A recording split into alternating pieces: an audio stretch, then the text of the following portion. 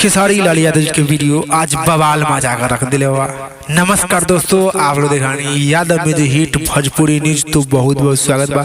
तो आप लोग से रिक्वेस्ट बा कि हमने के वीडियो के लाइक कर दी और हमने के चैनल पर नया बने तो नीचे के लाल बटन दबाकर चैनल भी सब्सक्राइब कर ली। तब आप लोग के बता दी कि आज खेसारी लाल के वीडियो आए है लंबी लंबी के जो कि बवाल मचा दिले बा। अभी तक करीब 10 मिलियन यानी 10 करोड़ 10 लोग वीडियो के देख चुकल वाले, जो कि बहुत ही एगो मायने बा, जो कि भोजपुरी इतिहास में पहली बार होल बा कि 10 घंटा में ही 10 मिलियन 10 करोड़ 10 लोग देखले बानी। तो वीडियो बहुत ही लाजवाब बा। तो आप लोग भी जाई यूट्यूब पर सर्च मारी लंबी लंबी केस खेसारी लाल यादव जी के वीडियो और देखिए, और देखकर नीचे कमेंट बॉक्स बताइए आप लोग के देखे में कैसा लगल खेसारी लाल के वीडियो बोलबम के।